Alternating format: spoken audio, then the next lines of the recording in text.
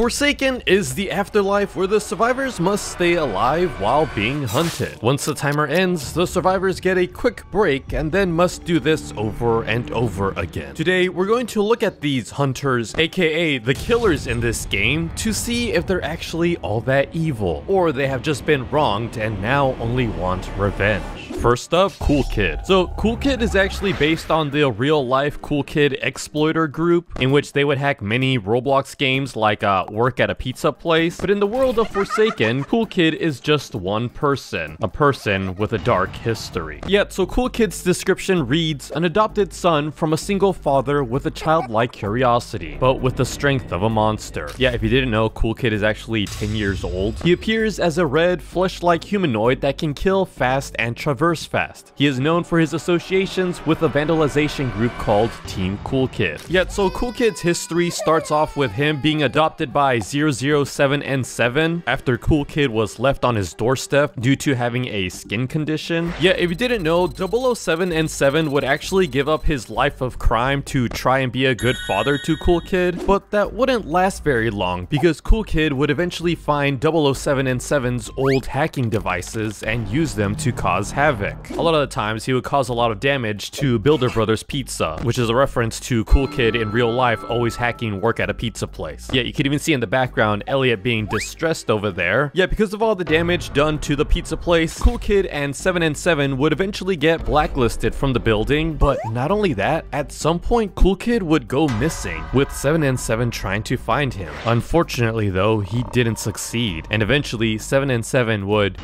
and wake up in the world of Forsaken.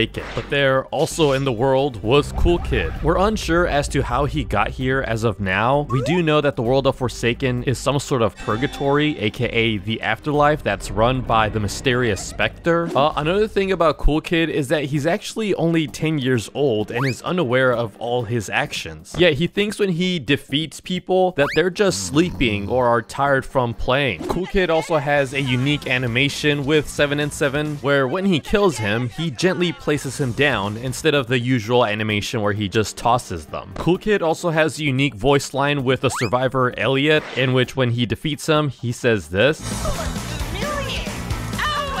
Again, hinting at how he used to cause destruction in the pizza place. Another cool thing is when 7 and 7 is the last man standing and Cool Kid is the killer, a song known as Plead will actually start playing. Another sad thing about 7 and 7 is that he's not liked by most of the survivors in the world of Forsaken. This is because he revealed the truth about him and Cool Kid, and thus they often ignore him now. One by one by one by one. So a lot of his lore can actually be read through his description, the physical manifestation of pure malice, hatred, and negativity himself. The one who despises no one else more than the former admin Shiletsky. With the daemon shank in his hands, he can summon beings of rot from the deceased, as well as target survivors from afar, poisoning them in the process. Yet, so in real life, 1 by 1 was actually an urban legend that, yeah, was actually made by the real Roblox employee Shiletsky as a joke. It was revealed here in this post by Mr. Doombringer, in which it was called The Real Story Behind 1 by 1. It details how Shiletsky mentions the evil 1 by 1. Again, this was all purely a joke, but in the world of Forsaken, he's actually the physical manifestation of hatred. Yeah, like even in his attack moves right here, like mass infection, it says blame blank Roblox admin. Yeah, again, this is referring to the Mr. Doombringer post where it says blame John. If Shiletsky is the only survivor left and 1 by 1 is the killer, the song Creation of Hatred will start playing. Yeah, in the world of Forsaken, Shiletsky hasn't told anyone that 1 by 1 is his own creation. This is because he's afraid the other survivors will abandon him and ignore him, just like what they did with 7 and 7. But yeah, now 1 by 1 is after Shiletsky and all the other survivors in this never-ending game. John Doe. So John Doe's description reads, the defunct code of the early days of Roblox courses through their body, consuming his mind as he now only focuses on one thing, to kill everyone in his path. path. Yet, so John Doe is actually inspired off of a very popular Roblox myth where a lot of people believed that he was going to hack all of Roblox on March 18th, 2017. Yeah, there's a lot of people saying things like, don't play Roblox on March 18th. Now, nothing actually ended up happening, but in the world of Forsaken, if you do play the game on that exact date, March 18th, and you play as John Doe, his stats will be bumped up to a crazy amount. Yeah, his health is now 318, 2025. His regular speed is 11, 318. Yeah, and not only that,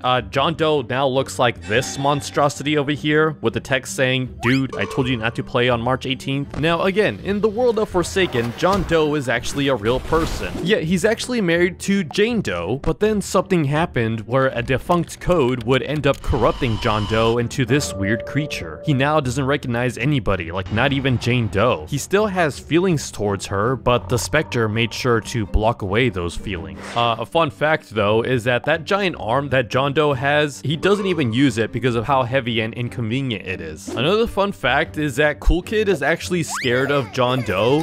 This is because his father 7 and 7 would tell him stories of the evil, corrupt John Doe. Now, as for John Doe's appearance, it's actually based off of this old script in which it would just kind of jump scare into looking like this monstrosity here. Yeah, funny enough, John Doe's original design in Forsaken was supposed to look like this. I'm glad they changed it though. And as for his wife Jane Doe, she's actually going to become a survivor in the near future. Hopefully she'll be able to get him to have a change of heart. Jason. So this is the same Jason from the movie series Friday the 13th. Now his skin is actually based off of the Roblox game Survive and Kill the Killers in Area 51, which is an old game from 2014. And his description reads, a man whose identity is covered by a crude hockey mask, wielding several tools at his disposal, along with his thirst for the cat and mouse chase. Yet you'll notice that he's the only killer without any range attacks. Because of this though, he's also the fastest killer in the game. Another thing is, if you look at all of his abilities, you'll see quotes here. Make them remember. No place to hide. It'll be easier for you than it was for him. Kill them. All of these are being said by his mother. Which, yeah, in the movies and in the Friday the 13th game, it is actually Jason's mom that fuels his rage and need for vengeance. Yeah, a quick lore about Jason is he once used to be in Camp Crystal Lake until he would accidentally drown, but then come back to life and seek revenge on those who did him wrong. Yeah, and just like John Doe, he gets a huge buff whenever the date is Friday the 13th. Unfortunately though, Jason is soon to be replaced by another killer called Slasher. This is due to copyright reasonings, though it seems like Slasher may look and play very similarly to the current Jason we know, NOLI. So NOLI is the new up-and-coming killer of Forsaken. It's actually based on the old popular urban legend in which back in 2010, if you went on Roblox and typed in NOLI, there would be this account called the same name, but what was strange about it is that there was no Roblox character tied to it. On the location/last seen, instead of giving a date or time, it would just say question mark. And when you try to click on the NOLI account, it would take you back to the Roblox homepage. Yet it was a very strange phenomenon that was happening that a lot of people started theorizing what was going on with NOLI, some even putting weird text such as NOLI will return. Yeah, there's even cults based off of this whole myth thing. Yeah, NOLI is actually deemed to be one of the first myths in all of Roblox. But in the world of Forsaken, NOLI was actually an exploiter who worked alongside 7 and 7. Together, they would hack and cause trouble all across Robloxia, but then one day, 7 and 7 would pressure NOLI to take the Void Star. Now, this Void Star was actually said to help Roblox admins, but to NOLI, it was turned against him. NOLI would become corrupt by this Void Star, and now all NOLI wants is revenge against 7 and 7. Guess 666. So this is actually my favorite upcoming killer. Guess 666 is actually based off of the iconic Roblox myth of the same name, where people thought that there was an account called Guess 666 that could have admin powers in any game they joined, and that they also had the ability to ban anyone they wanted. In the world of Forsaken though, Guess 666 was an average Roblox player. Yet they were actually best friends with NOOB,